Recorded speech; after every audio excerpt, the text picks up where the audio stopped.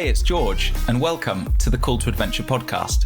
We're on a mission to help create happier people and a healthier planet. So let's get after it.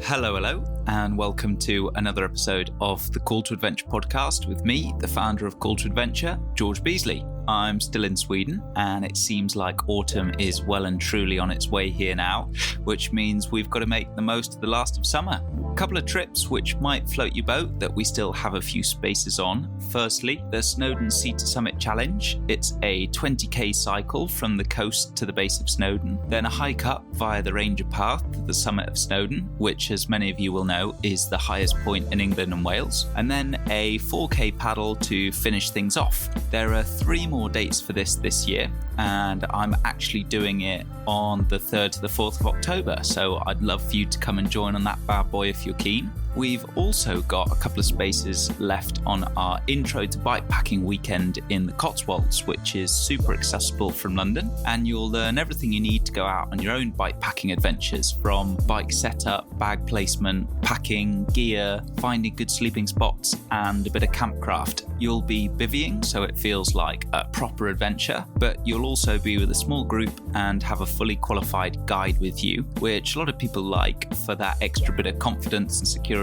especially if you're just starting out. As with all our trips now, if the trip can't go ahead due to COVID, you'll have the option to move to a later date, move to a different trip, or get a full refund, no questions asked. So if you're up for it, head over to calltoadventure.uk, that's called toadventure.uk, and click on our adventures. But now on to today's pod. Carla Molinaro is an endurance athlete, ultra runner, running coach, speaker, and adventurer on a mission to explore the world by foot.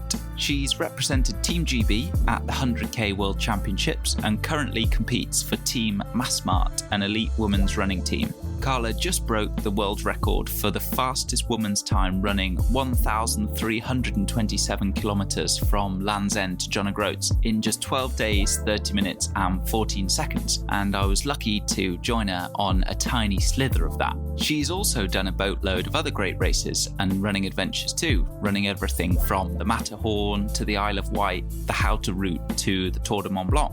If you're into running, then you'll love this one, and I've made sure we cover some ground that other podcasts with Carla haven't. We go deep into her advice for getting into and improving your running, strength and conditioning, footwear, and loads more. We delve into Carla's LEJOG challenge, her other adventure runs, and of course her love of cake. So without further ado, enjoy today's episode with Carla Molinaro.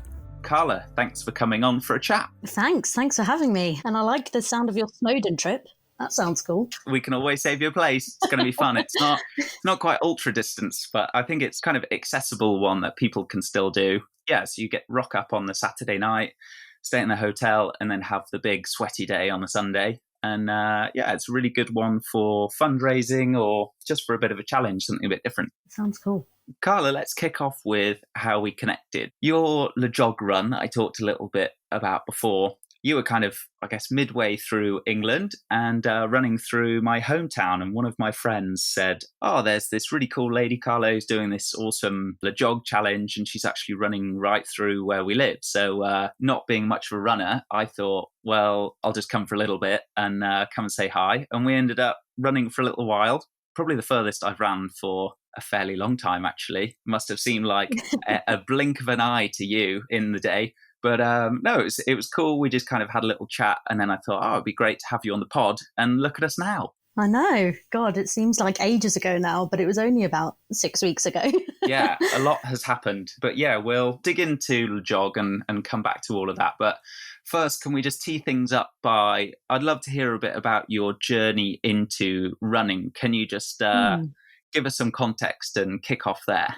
So I guess I've kind of always done running or sport in some way, shape or form. I started running probably properly when I was at school, doing your usual 800, 1500 meters cross country. And I don't know why, but it didn't put me off getting made to run around a field in circles. And then, I just started running a little bit more, joined the local running club, went on to university where I went to join the university running club, but I was actually at a sports uni in Cardiff, and it was a little bit intimidating and I didn't quite feel like I fitted in there. So I actually ended up going to join the triathlon club instead, which seemed a bit more relaxed and a bit more fun.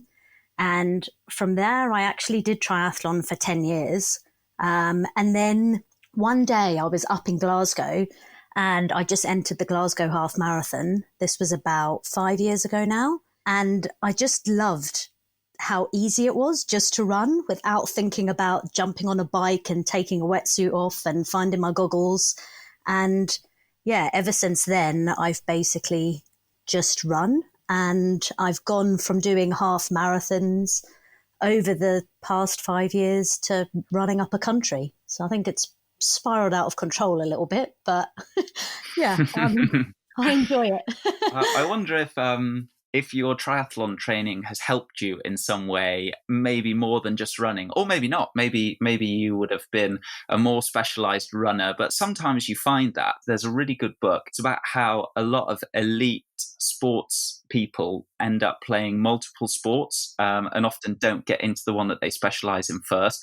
A load of people are tennis players and then they end up going into different sports, and I'm blanking on the name of it now, but it's quite interesting. Yeah, I wonder, I mean, we'll never know unless we have a parallel universe, but maybe from the mental side it helped you just concentrate on one thing, or maybe even push harder or kind of simplify. Do you think it did at all? I know it's always hard to say because you're really speculating. Yeah, I think so. I think, doing 3 sports, and I was training so hard in 3 sports, and I ended up doing a couple of Ironmans at the end of the time when I was ending being a triathlete. I didn't know at the time I was going to stop doing triathlon. But I think because you spend kind of all day training, and I found I was actually quite obsessed with triathlon. And when I went to just running, I found it to be a lot simpler. And I could push myself harder because I only had to do 1 hard session a day, not 3 anymore. And yeah, I think probably that transition from being a triathlete to a runner, I'm sure it did help in, lots of different ways. The fact that just doing one sport, you could put more of a focus on it. I could put more time and effort into it, and I could train harder probably than what I was when I was doing 3 different things. So you're a running coach and obviously have spent a lot of time running and thinking about this kind of stuff. So I'd love to hear your thoughts on how you should run, because I think running, it seems very natural, and it is in some ways. It's one of like our most natural things and one thing that makes us human. A really good book, which I'm sure you've read, Chris McDougall, Born to Run. Yeah. And he makes a really good case that one of the key things that makes us human is our ability to run super long distances. Yeah. And in a kind of natural tribal setting, it's very normal for us to run all the time. And I think we kind of think, therefore, that everybody knows how to run, but there's certainly lots of bad ways to run. And I probably think very few people actually know how to run properly, or I should say really efficiently. So when you're coaching, how do you teach people to run, and how do you run well? The first thing that I teach them, because I find a lot of people that I coach, they're like, okay, what do my heart rate zones need to be? How fast do I need to run? And in the first couple of months when I start working with someone, I try and strip that back. And I'm like, do not worry about your pace. Do not worry about your heart rate. Just go and run and feel what it feels like to run fast, to run slow, to be out of breath. And I give them more of a guide of, for an easy run, you should be able to chat to your mate and just talk. For hard runs, you shouldn't be able to talk to anyone. And I try and just get them to just feel how their body works, because I think we're so focused on good, and they are really useful. But I think in the first instance, you've got to just go out there and feel like, yes, I'm enjoying running. I'm enjoying being a runner, and I'm enjoying being outside. And I think once you have that enjoyment, then we start to layer on how to run more efficiently. For me, just getting that foundation with people of just going out and enjoying it and knowing how your body feels is the first step. And also, like, I get some people, they're like, oh, I hate running. Will you coach me? And I'm like, well, if you hate running, why do you want to be a runner? Like, there's 50 million other sports out there. And I think I always find that really important, that you should do something that you enjoy. If you hate running, like when it's a miserable day and you're feeling rubbish, you're not going to want to go and run. So it's kind of, feeling how your body works running and actually wanting to do it. Of course, there's days like I love running when I do not want to go out and run, but most of the time I do. And it's getting that balance right with people before you start working on efficiency and cadence. And because all of those things will come as you start doing track work and hill reps and strength work and strength and conditioning. And I put a lot of yoga and stuff in people's programs as well. So all of that stuff kind of gets layered on over time, and you'll find that your body just naturally gets better at running the more you do it and the faster you run. That's really interesting, and something that I've heard from quite a few people when I asked them that, who are doing similar things. It made me think back to Sean Conway gave exactly the same advice, and was just saying how easy it is to get distracted by high-tech gadgets. But first, you've got to have that foundation in place, and cultivating a kind of love for the sport, whatever you're doing first, is the foundation. But people, once they've got to that stage where they're kind of out of their minds and maybe into their bodies more and know what it feels like to run well, what's the next thing that you work on with people? Do you have a few coaching cues that you use? Like for surfing, for example, when you first start, most of the time is spent telling beginners to look at the beach and not the front of their board, and to paddle faster and paddle longer after the wave hits. And are there some kind of easy wins for running that people can think about? I think a couple of easy ones are relaxing your shoulders. You find that as you run more and you get tired, that tends to be the first thing that tenses up. And then once that tenses up, your whole body tends to become quite rigid. So even in racing, in those periods where it's getting really hard, if you just relax your shoulders, your whole body tends to relax and then move more fluidly anyway. So I think that's a really nice one. And then running up hills, which sometimes you look at the top of the hill and it just is so daunting. I think it was one of my first running coaches said, just look 2 meters in front of you on the road. Don't look up, just look in front of you, because just looking that 2 meters in front of you, it doesn't look like a hill.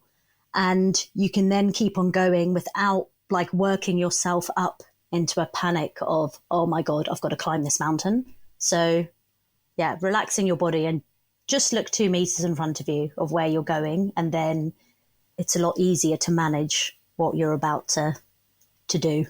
So it's the opposite of surfing. If you're terrible at surfing, go and start running. If you keep looking at the floor, then go and give running a go. And how about breathing? Do you have a special way of coaching that, or do you just tell people to breathe deeply, or how should people be thinking about that? I think you just want to breathe naturally. I think forcing any breath will make it feel forced, and you almost want to forget about how you breathe and just run. There will be times when you'll get out of breath, and then you'll need to, that's a good indication of actually, I can't catch up on my breath. I need to slow down a little bit. Or if your breathing is so easy, you might be, easing off a little bit too much, and you can pick up the pace. So you can use your breath as a guide, whether you need to speed up and slow down. But for me, I don't think there's a specific way that you need to breathe. It's just a case of almost forgetting about it. For a kind of couch potato who's thinking, we've kind of escaped lockdown, but a lot of things are still not fully open. I'd love to do my first 5K, but I haven't really done anything like this before. What advice from a running coach perspective would you give those people?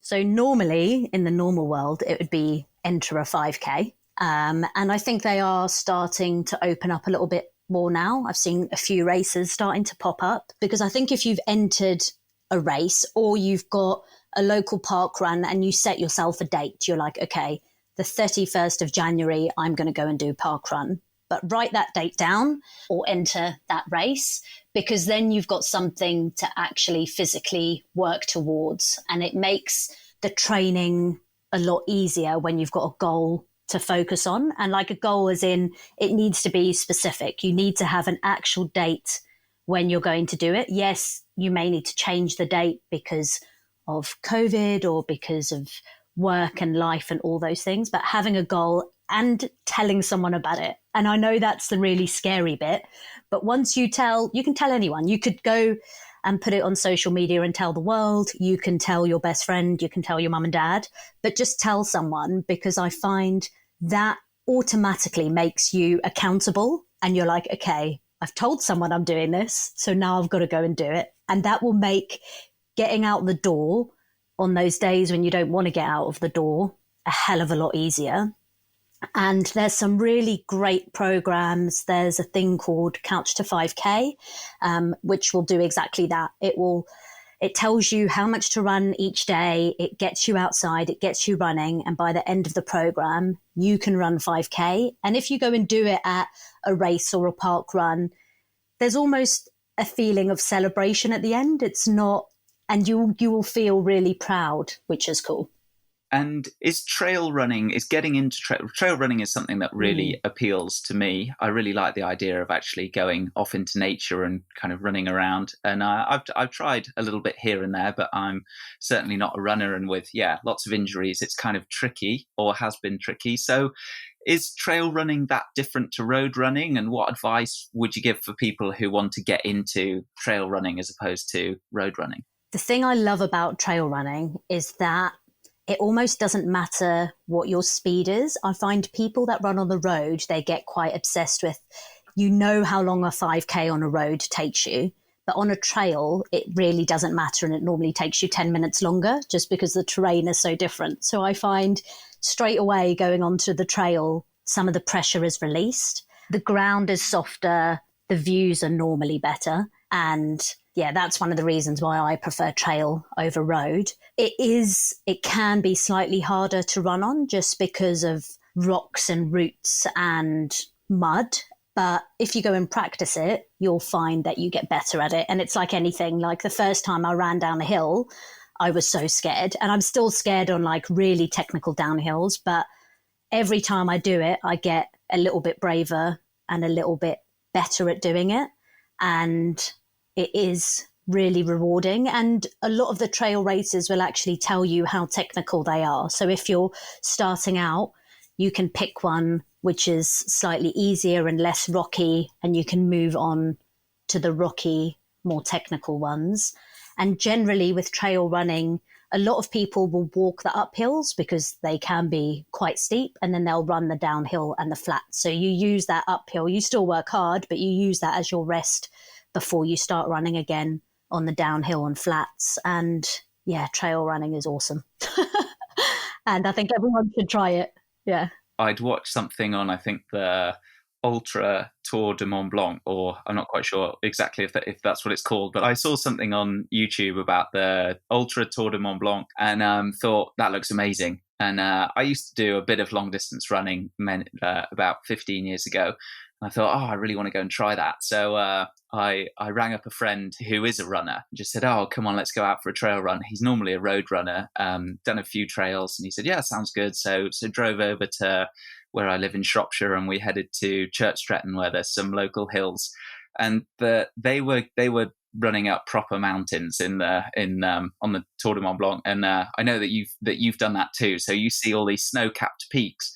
So our little hills looked kind of tiny, and I thought, we'll definitely just run over the Caradoc a couple of times. And I was not even a fifth of the way there, and just the burn in the legs was outrageous. And you realize what kind of conditioning you need to be running through those mountains. Are absolutely insane. We'd probably run for about 9 minutes before my legs were done. The speed those guys run up the mountains is ridiculous, and they just make it look easy. You're like, they're just jogging up a hill. And they're actually flying up a hill. Like I went and did in Chamonix, there's a thing called the vertical kilometre, which goes from the town in Chamonix up. It goes underneath the ski lift up to the Brevant cable car station. And I remember going and running up that, and I'd seen that like Kilian Jornet okay, he is the best trail runner in the world, but he had done it in something like 25 minutes. It was somewhere around there. And I went and did it in like an hour and 6. I'm just like, how did that guy, like, and some bits are so steep and you're scrambling over rocks at the top of it. And I'm like, how did he run up here so quickly? If your time is that much slower than his, and you're an elite runner as well, I think I'd be lucky if I made it by sundown, I think. Well, my sunset at the top. Yeah, exactly. It's definitely something that I like to get into. I've been doing a little bit of flat stuff, which I think is probably the better way to start and then build it up from there. But kind of on the point of injuries, how can you prevent injuries when you're getting into running or maybe starting to run longer distances? So I would definitely put in a strength and conditioning session once a week and yoga once a week. And it doesn't have to be, you don't have to have lots of fancy weights. It can just be body weight exercises, squats and lunges and sit-ups and press-ups, just using your body to add a bit more strength. When we run, we're doing everything in one direction and we're not really working all those other little muscles, and your body gets very efficient at using just the muscles it needs to. So strengthening up all those peripheral muscles, like yoga's great to help with things like balance and your proprioception in your feet. And squats and lunges they should be a staple for most runners. And I know a lot of people say, oh, but I haven't got the time. Like, you are better off taking out one of your easy runs in a week and doing 30 minutes of squats and lunges and balancing on one foot to help you with injury prevention than going for that extra run. And it will make you a much better runner as well. So it won't only prevent you from getting injured, it will also make you stronger and faster at running. And I think that because it's not running, a lot of runners think, well, if I'm not running, then I'm not getting better at running. But actually, those sessions will make you better at running.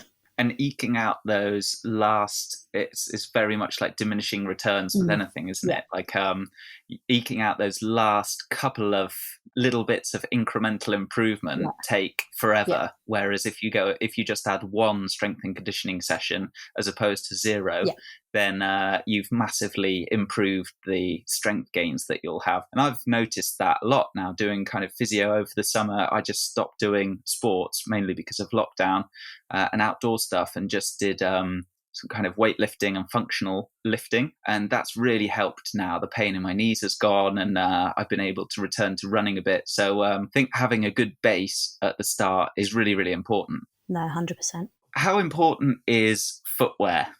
It's quite important. You know, it's probably the only thing when you're going out running that you need. You know, you need a good pair of shoes. And the problem is that there are so many different types of shoes, you know, zero drop shoes, big drop shoes, like big cushiony ones, ones with no cushion. And to be honest, like, you can't really recommend what shoes people should get. They just need to get something that feels comfortable, because if your feet hurt or your shoe's a little bit tight or your shoe rubs, it's just going to make it really uncomfortable. And I know a lot of running companies now and a lot of running shops are letting you use the shoe, and if you don't like it, you can return it. So it will give you like a little bit of time to bed into a shoe and see if you do like it. And I normally find if I get a shoe that I like, I just get that same shoe like every year and just keep getting the same shoe just because it works and it's comfortable. But I think marketing, sometimes you can be like, oh, the shoe that I'm running in is really comfortable and I don't get any blisters or any issues with my feet, but someone's told me I should go and do barefoot running. Like, if you've got no issues with your feet and your shoes are really comfortable, don't change your shoes. Like, it's working. Why change a winning team? Yeah. And I think a lot of people do. They're like, oh, but someone said that those shoes are really good. If your shoes are not comfortable and someone's recommended a comfy shoe, then yeah, give it a go. But if what you're using works for you and it's not causing you any issues, then stick with what you've got and don't overcomplicate it. Companies like that they want to sell as many shoes as possible. Yeah. And if you haven't got any new technology or outdoor gear, is much the same. There's kind of a few materials, Pertex, Gore-Tex and a few others, but every season they obviously want to sell more stuff, most of them. Yeah. So they tell you that it's Gore-Tex Plus, Gore-Tex Yeah. 907. So, but it's often the same stuff. Yeah. There are a few Yeah. major breakthroughs, but not as many as they'd like you to believe. So, what were you running in for your LEJOG? I ran in Hoka Clifton 7s, which is just like normal road running shoe. And yeah, it worked really well for me. Super comfy. I had a normal pair and then I had an extra wide pair for when my feet swelled. So when you're doing like multi-day stuff, your feet swell at some point, and we knew that was going to happen.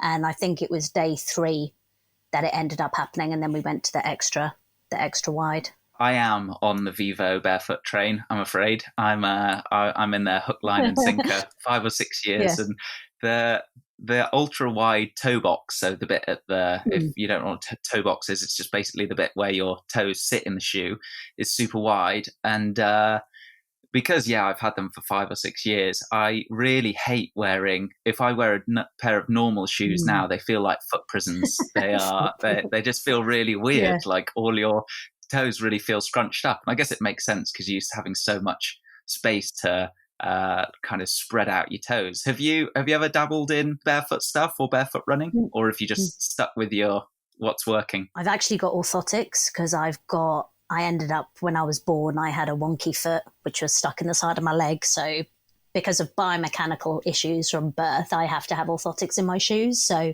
any shoe that's a minimalist shoe like that, or even the new funky like carbon shoes, I can't actually use because I have to wear an orthotic. So yeah, for me it's probably easier because it's not an option. Carbon shoes? I haven't heard about this. Haven't you? What's... Oh yeah, since when did we make shoes out of carbon? I guess Nike started it all earlier this year. They've basically got a carbon plate through the shoe, and it's that Nike, I don't know if you've seen it, it's like 4%. They say that you get 4% quicker running in these shoes. And it kind of sparked a bit of controversy last year when basically every world record, well, not every, but 5K on the track, 5,000 meters, 5K on the road, 10K, the marathon, half marathon, 50K, 50-mile world records were all broken by people wearing a carbon-plated shoe. Just because what it does, I think, is as you run, it doesn't let that energy from your feet like dissipate into the ground. It kind of keeps it in the shoe and propels you forward and makes you faster. And everyone that I know that's worn these shoes has got faster. And then it ended up with World Athletics putting a ban on. It basically spiraled out of control and so many records were getting broken and people were saying that it was unfair. Almost like, I think about 10 years ago when it happened with swimming costumes, you know, they all had these like shark fin swimming costumes and all the world records were going. That World Athletics have now put a ban on where the size of the foam in the shoe can only be a certain height. And if any shoe company makes a new shoe, it has to be available to the general public for 4 months before elites can use it racing. Just because so many world records went so quickly just by people using prototype springy shoes. Wow, that's really interesting. What I would love to see is, I'm sure, well, I'd imagine that the shoe itself does have some impact on your running, but there's also the kind of placebo effect, or like, remember after Roger Bannister broke the 4-minute mile, and then as soon as he'd done it, loads of other people did it. And I would love to see like a big group of elite athletes and they're all told that they get these amazing carbon shoes that everyone's breaking records in. Half of them get actual carbon shoes and half of them get non-carbon, and then see what the performance increase is. Because there is so much of a mental element to elite level performance in athletics as well. It'd be really interesting to see how much better. I don't know that they'd outperform the carbon group, but I bet they do better than their normal baseline. Oh yeah, 100%. And I think that, you know, a lot of people, I think I noticed it was at the US Olympic trials, Marathon Olympic trials this year, where the girls who didn't have that shoe, they automatically thought that they were at a disadvantage. So they've gone into a race thinking, okay, well, that girl has a faster shoe, so she's going to beat me. And if you go into a race thinking that, well, yeah, they probably are going to beat you. because you're going to let them go past you because you're going to go, oh, well, they've got a faster shoe, instead of ignoring it and going, I am going to race you to the death. Is that your normal MO? Are you just looking at everyone? Just go till you blow. Like, I just go as fast as I can until I die. This is not a good strategy. And it's only really worked for me twice. But when it does work, it's really good.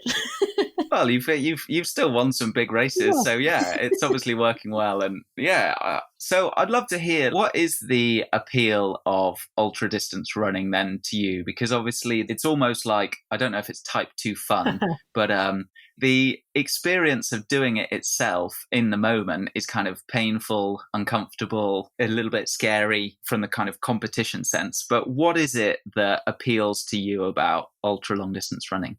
For me, it's seeing somewhere slowly. Like, I really enjoy that aspect of, I get to see everything around me, whether it be if I'm doing a race that lasts for 6 hours or for 12 days. You're getting to go that whole distance on your own feet and take in everything around you. And I guess normally we're all rushing around like a million miles an hour. And all of a sudden, you know, even with LEJOG, you're like, well, I can't really go very fast. So having that time to, you know, enjoy what you're doing. Yes, it's not enjoyable when you're actually doing it. But, you know, when you look back and you're like, oh my God, I saw all those cool things. That's what I really like. So LEJOG was one of the biggies for sure, and you broke the record. So can you just describe the LEJOG challenge a little bit and then how that came about? Yeah, so LEJOG it's not really a route, but it's a thing that people do, which goes from Land's End in the bottom of Cornwall up to John O'Groats in the very top of Scotland. There's 2 posts at either side, and the route is to go from one post to the other. And you can either do LEJOG, the way I did, up the country, or the other way round is called joggle, from John O'Groats to Land's End. And to be honest, until I did it, I didn't realise how big it actually was. And it's huge. And every year, it's almost like this pilgrimage that cyclists and runners and walkers go and do. And people will take anything from 9 days to, or even some of the, you know, I think the world record for cycling is 48 hours, which is just insane. Wow. I know. Oh my God. Who's doing that? That's outrageous. It's insane.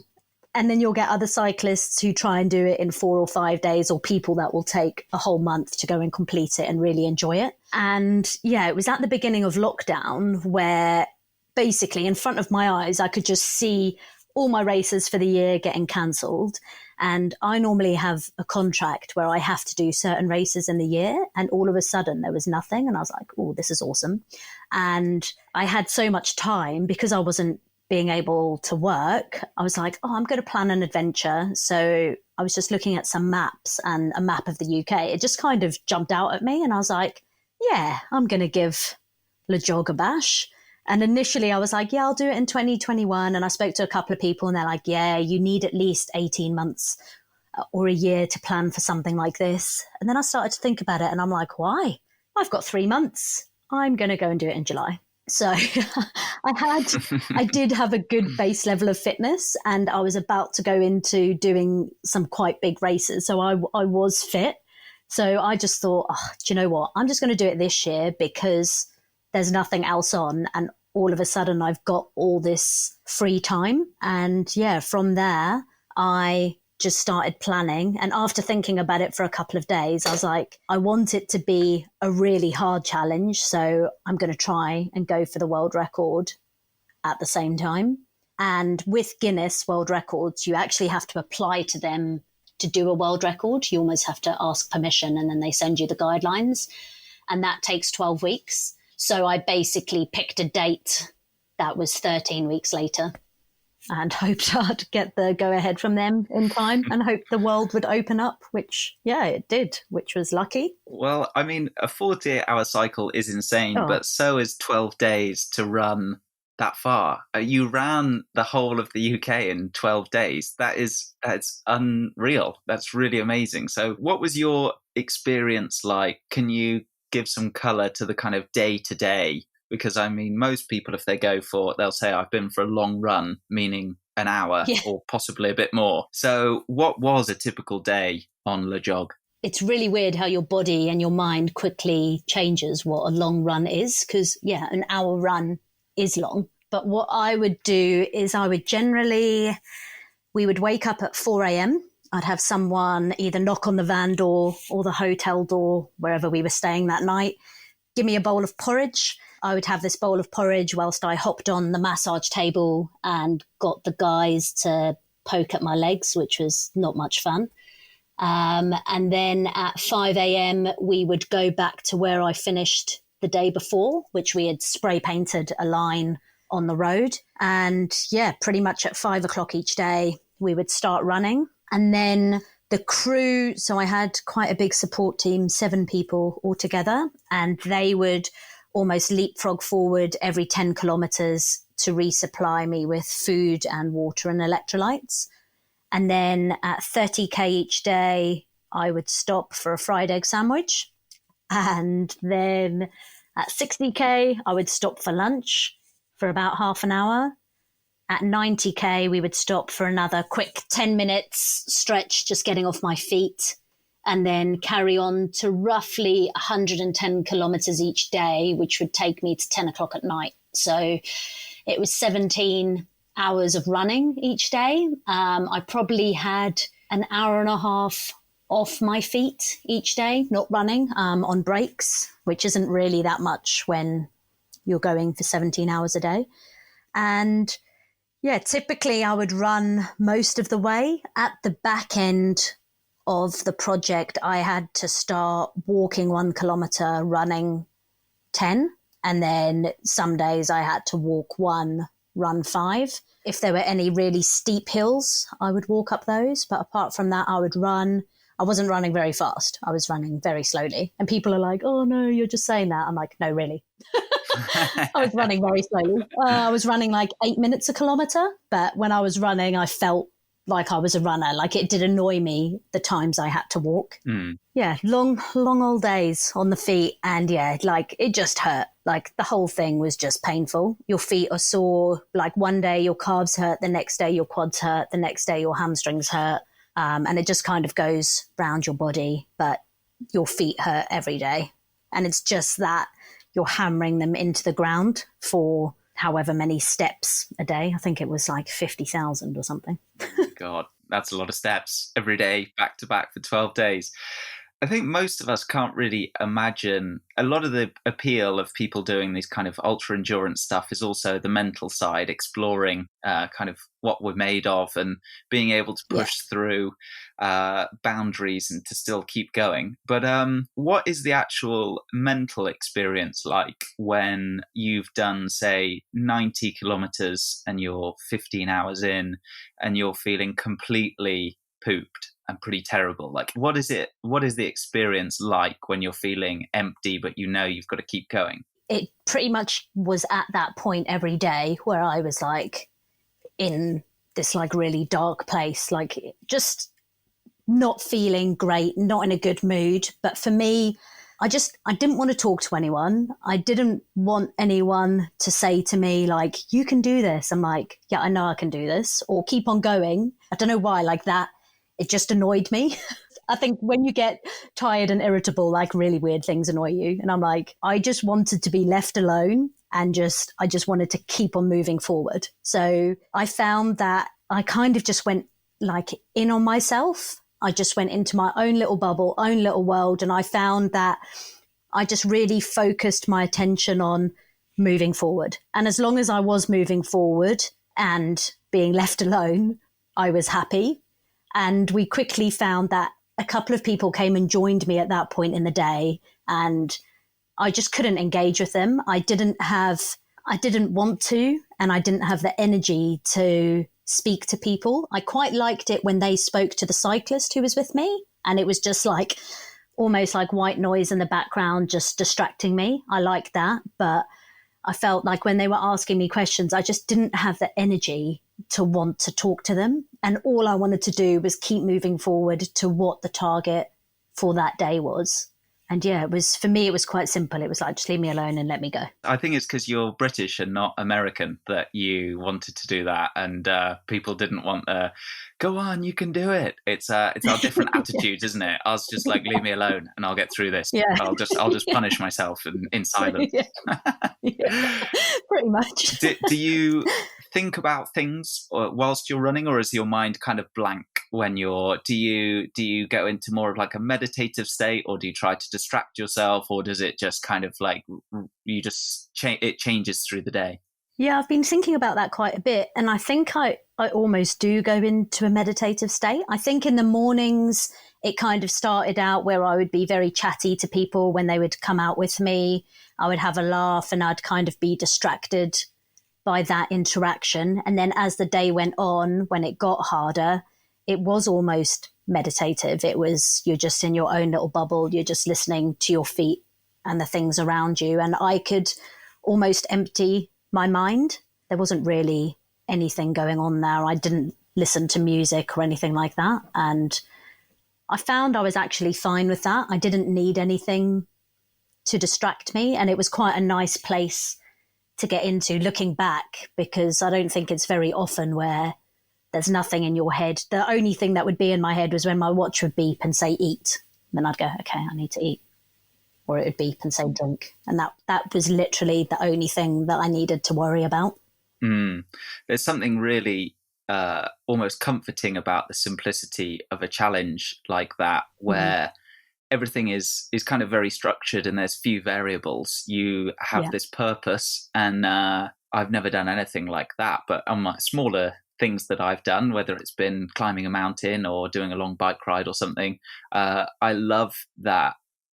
It's a very nice space to be in kind of your head, because your world only revolves around that objective and everything else is irrelevant, and it kind of calms all of the rest of the things that normally go around in your head, all of the existential stuff or even the little stuff. So how was the feeling after you'd finished and you broke the world record? I mean, it must have been amazing when you actually did it, but how was the feeling when you did it and then the following days? We actually, the last 24 hours ended up going a bit badly, where after about 30 Ks, I couldn't run anymore because my quad had seized up, and then a northerly storm ended up coming in. So we were moving along in gale force winds and rain, and we ended up having to go through the night. So for 24 hours to finish. So by the time it got to the finish, I touched the pole. I was like, okay, great. Can I go to bed? It was actually a bit of an anticlimax. Everyone was so cold and wet and tired from having been up all night, watching me drag myself along the road. And the wind was so bad that everyone, I think we must have been there for 3 minutes, took some really shit photos. You're just covered in a blanket. You're just rubbish. And yeah, everyone pretty much just bomb burst as soon as we had finished. And then, yeah, everyone went and had a couple of hours sleep. And then you woke up the next day and I don't know, it still didn't really sink in. You're like, okay, we're in John O'Groats. This weather's ridiculous. Can we go home? No one really wanted to stay. Yeah, it was all a bit weird. And I guess for a couple of weeks, it took a while to kind of sink in. Oh yeah, I ran up the whole country. And I think it was because I was so sleep deprived and so tired, I just almost felt jet lagged for that first couple of weeks afterwards. I didn't really know what was going on or what was happening. One of my best friends told me she was pregnant and I just didn't take it in. And then a couple of weeks later, she's like, did you get my message? I'm like, what message? She's like, oh, we're having a baby. I'm like, oh my God. No, I didn't get your message. To be fair, she did send it to me on the last day and I wasn't looking at my phone, but I was like, oh, that's a bit self-indulgent. I didn't even know, absorb what she had told me. And yeah, you are in this bit of a daze once you finish, but I think now it's quite a nice time. Now it's about 6 weeks, 5 weeks after finishing. And yeah, now it's all kind of sunk in and you're like, cool. We actually got the approval from Guinness 2 days ago to say that the record had been ratified. So now I'm like, Nice, cool. I actually did it because for a while, you're a bit scared. You're like, what if they don't accept my record? And they did. So I think maybe I was being a bit like holding back a bit until I had that confirmation. I Yeah. don't know why I needed them to tell me that I did it. Like, I know I did it, but you're like, okay, cool. Well, congratulations. That's awesome to hear that Thanks. it's been ratified and you're in the Guinness Book of Records. How cool. Yeah. You've also done some other really cool adventure type runs, the How to Route, the Tour de Mont Blanc and the Great Ocean Run. Which one of those have you talked about least that you really enjoyed? Probably the Tour of Mont Blanc. I've done that twice now. I did it once on my own and once with some friends. And yeah, it's probably one of the best things that I've ever done. It's amazing. It's beautiful. It's hard, but it's really enjoyable at the same time. And as you go round, you stay in these little gîtes or refuges along the way. And like the French and Swiss and Italian like hospitality is like next level. Like the food you get, like I'm a bit of a foodie. So getting to the end of a day and having this awesome 3-course meal was like one of my highlights. And I love it that you can do that on these walking trails in Europe. The food scene has definitely got better in Britain, and I think London is really good. But I mean, abroad, we still don't have a great reputation for it. But yeah, the food there, even in like a mountain hut, is pretty awesome. Yeah, the Tour de Mont Blanc is a really, really popular route, isn't it? We're actually just adding it as one of our trips. It's not running round. I think you did it in 5 days, did you, or something? 4 days, yeah. 4 days, yeah. Ours is, I think, 11 or 12, depending on what you're doing. There's kind of highlight sections as well. But yeah, if people are interested, then sign up to the newsletter or check over on the site and you'll see when that one's added. But how was it actually running around there? Like, what sort of distances were you doing? And it's a fairly hard walk, so must be a pretty intense run. Yeah, so the thing with it is that the route is like really well manicured and signposted. So I did have a guidebook with the route, and there was only one point where I got a little bit navigationally embarrassed and had to climb up the side of a rock face. But if I'd been paying attention, I wouldn't have.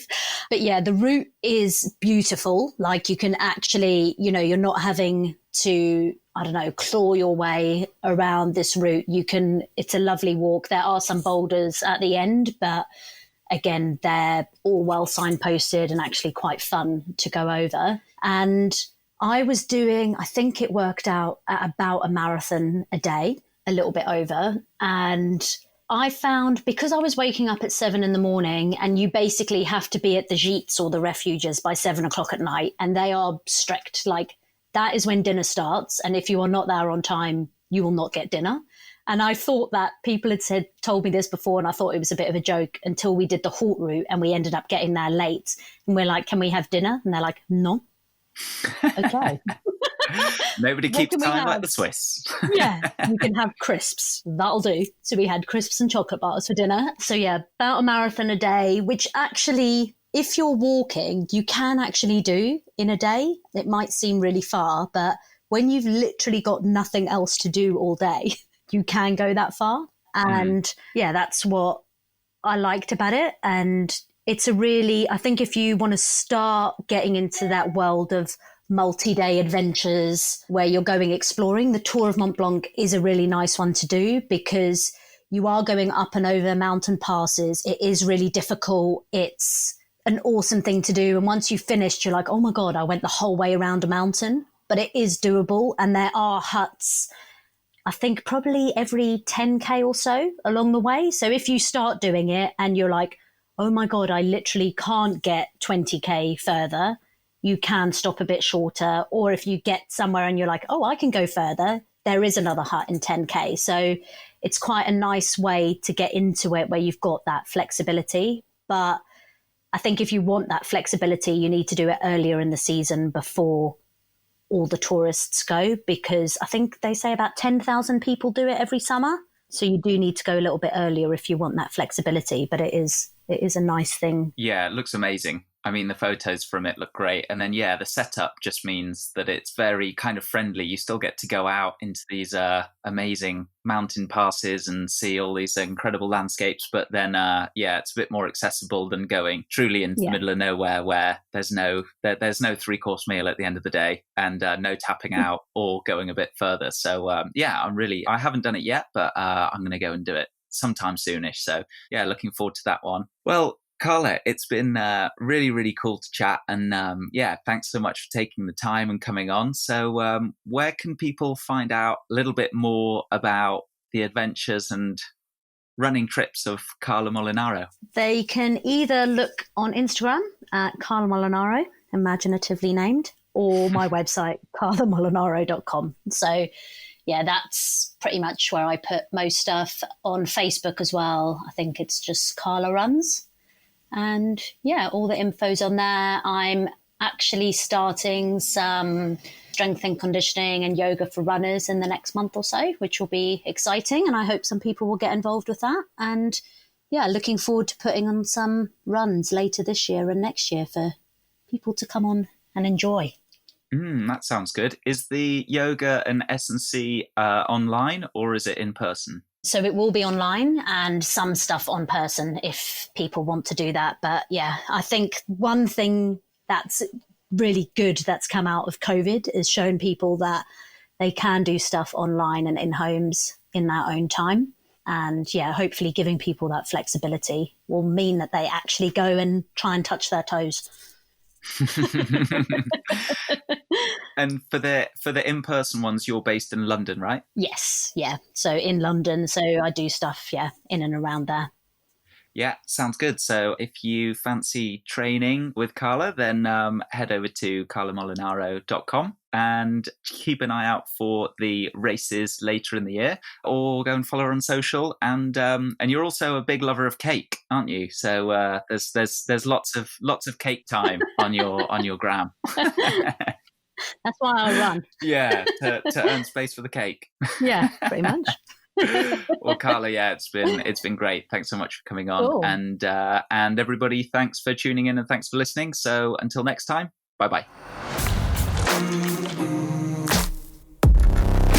So that's it for this episode. I hope you enjoyed it. Head over to Call to Adventure, that's TO, calltoadventure.uk for show notes and more about this episode. You'll also find lots of other free content there. Things like how-to guides and gear reviews, everything to get you out on your next adventure. We've also got loads of adventures for you to join us on in the UK and abroad. We've got things like climbing, hiking, mountaineering, surfing, wild swimming, ski touring, and we're adding new ones all the time. So do take a peek. Each booking helps us fund our green mission, and all international trips are carbon offset. Please do rate and review the show if you're enjoying it. It helps get more people engaged with the outdoors and on board with protecting wild places. Thanks for listening. See you next time.